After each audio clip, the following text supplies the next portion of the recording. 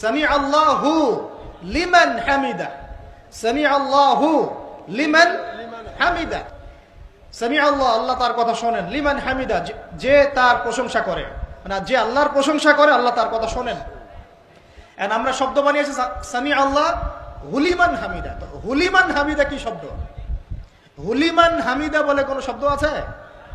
সামি আল্লাহু লিমান হামিদা, সামি আল্লাহু লিমান হামিদা। তো এই যে পদে আমি বলতে গেলে নামাজ দিয়ে রাত পার হয়ে যাবে। বাংলাদেশের বহু মানুষ নামাজ ঠিক মতো পড়তে জানে না, বহু মানুষ ওযু করতে জানে না, বহু মানুষ ইস্তেনজাও করতে জানে না, আর বহু মানুষ কোরআন তেলাওয়াতও করতে জানে না। কোরআন তেলাওয়াত বিশুদ্ধ করে না শিখলে আপনি আজান দিতে পারবেন না, একামত দিতে পারবেন না। আপনি নামাজে দাঁড়িয়ে আল্লাহু আকবার বলে সানা পড়তে, সূরা ফাতিহা পড়তে, আরেকটা সূরা মেলাতে, রুকুর তাসবিহ, সিজদার তাসবিহ, তাশাহুদ, দুরুদ, মাসুরা এগুলো শুদ্ধ করে পড়তে পারবেন না। আর শুদ্ধ করে যদি না পড়েন অর্থ বিকৃত হয়ে যাবে প্রচুর। মানে আমরা তো নামাজকে কি যে বানিয়ে ফেলেছি, আল্লাহ মাফ করুক, সুবহানাল্লাহ। মানে নতুন নতুন কত শব্দ বের করে ফেলেছি নামাজের মধ্যে। আর একটু অর্থের পার্থক্যের কারণে ঈমান কুফরের মতো অবস্থা চলে আসতে পারে। বিশুদ্ধ করে তাজবিদ সহকারে কোরআন তেলাওয়াত করা শিখতে হবে প্রথমে। আপনাকে মাদ্রাসায় যেতে হলে যাবেন, মক্তবে যেতে হলে যাবেন, প্রয়োজনে টিচারকে বাসায় নিয়ে এসে যদি পড়তে পারেন পড়েন, যেভাবে হোক আপনাকে কোরআন তেলাওয়াত শিখতেই হবে। আল্লাহ পাক তৌফিক দান করুন। আমরা নামাজের মধ্যে বলছি আলহামদুলিল্লাহ, আলহামদুলিল্লাহ রাব্বিল আলামিন। কি এটা? এটা কি পড়লেন মন্ত্র? আলহামদুলিল্লাহ রাব্বিল আলামিন এটা কি? আলহামদুলিল্লাহ। এই যে আলহামদু শব্দটা সঠিক করে উচ্চারণ করতে পারছেন অনেকে।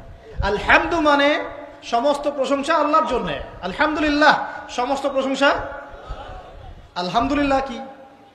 আলহামদুলিল্লাহ মানে সমস্ত নিন্দা আল্লাহর জন্য। নাউজুবিল্লাহ। আমার কথা কি বিশ্বাস করছেন না? ওলামায়ে কেরামকে জিজ্ঞাসা করেন। কুল হু আল্লাহু আহাদ এটা কি? কুল হু আল্লাহু আহাদ মানে কি? তো কুল মানে খাও, কুল মানে কি?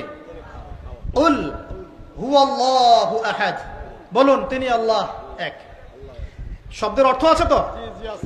এখানে পেশাব করিবেন না, করিলে এত টাকা জরিমানা।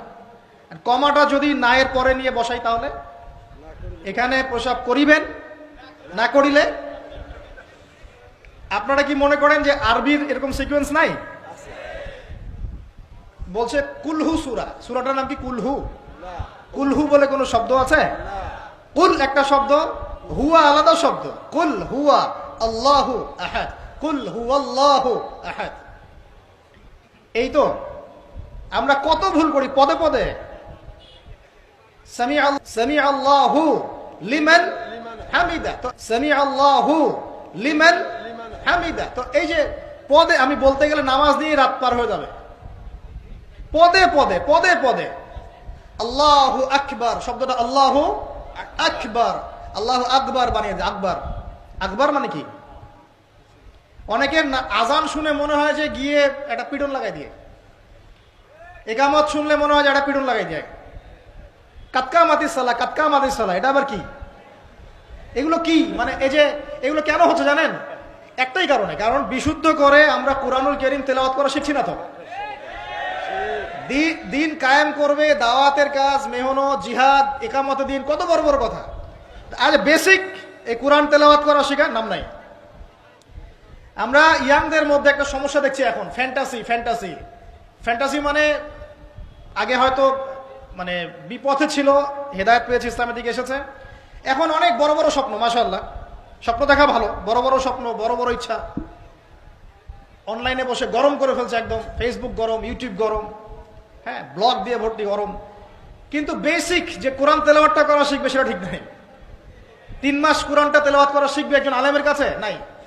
একটা কোর্স লঞ্চ করে দেন 6 মাস, 6 মাস ক্লাস করবে না। প্রথমে 1 মাস ক্লাস করে পরে নাই, 5 মাস নাই। এইভাবে ভাই দিনের হয়তো সামান্য কিছু খেদমত হতে পারে, সামগ্রিক পরিসরে ইসলাম বিজয়ী হবে না। এক কথায় আমরা যদি এই যুগের আবু বকর, ওমর, উসমান, আলী রাদিয়াল্লাহু আনহুম আজমাইন হতে না পারি, তাহলে এই যুগের সেই ইসলামী খেলাফা বাস্তবায়িত হবে না। এটা হলো মূল কথা আর কি। এই পথের প্রথম কাজটাই হচ্ছে দ্বীনি ইলম অর্জন করা। আর ইলম অর্জন করাটা আপনার জন্য কি? নফল, মুস্তাহাব, সুন্নত না ফরজ? এটা কে বলেছেন? রাসূলুল্লাহ সাল্লাল্লাহু আলাইহি ওয়াসাল্লাম বলেছেন, তালাবুল ইলমি ফরিদাতুন আলা কুল্লি মুসলিম। তালাবুল ইলম মানে জ্ঞান অর্জন করা, ফরিদা ফরজ মানে কি? ফরজ মানে বাধ্যতামূলক। আলা কুল্লি মুসলিম, কুল্লি মানে কি? প্রত্যেক। কুল্লি মানে কি? কুল্লু মানে প্রত্যেক। প্রত্যেক মুসলমানের উপরে, প্রত্যেক মুসলমান যে মুসলমান দাবি করে নিজেকে, কালিমা পড়েছে, তার উপরে জ্ঞান অর্জন করা ফরজ করেছেন আল্লাহ। আপনি কোরআন তেলাওয়াত না শিখে থাকতে পারবেন না, তো এটা আপনার উপর ফরজ করা হয়েছে। নামাজ কি পড়ছেন, কি বলছেন, এটা আপনাকে শিখতে হবে, তো এটা ফরজ করা হয়েছে। আজান দেওয়া শিখতে হবে, ইকামত দেওয়া শিখতে হবে, ইমামতি করার যোগ্যতা অর্জন করতে হবে।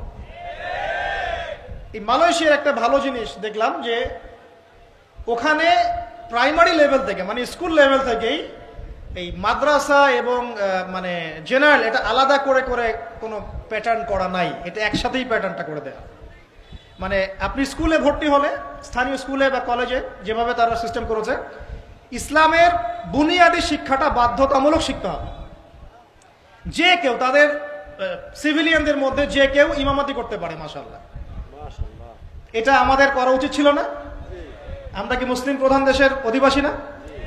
আমরা জোর দাবি জানাই যে শিক্ষা ক্ষেত্রে একটা আমূল পরিবর্তন নিয়ে আসতে হবে ইনশাআল্লাহ। একদম প্রাইমারি লেভেল থেকে ইসলামিক শিক্ষাকে আমাদের দেশে বাধ্যতামূলক করা হোক। মাদ্রাসা শিক্ষা মাদ্রাসায়, আবার সেকুলার শিক্ষা সেকুলার শিক্ষাতে, এই দুদিকে চলছে। তাহলে একজন ব্যক্তি যে এই যে স্কুলে ভর্তি হলো, আপনার ছেলে এখানে 10 বছর পড়বে, এসএসসি পরীক্ষা দিবে, এইচএসসি, তারপরে অনার্স মাস্টার্স, এই 20 বছরে ইসলামটা শিখবে কি? যতটুকু শিখছে এই শিক্ষাটা তো প্র্যাকটিক্যালি প্রয়োগ করতে পারছে না। আর এই জায়গা থেকে যখন কেউ উঠে আসছে, তখন সে তো উম্মার দায়িত্ব নিতে পারছে না। তাহলে ব্যাপারটা কি এমন যে আমরা এদিকে শুধু দুনিয়ার চর্চা করব, আর মাদ্রাসা লাইনে যারা পড়ে তারা দিনের চর্চা করবে?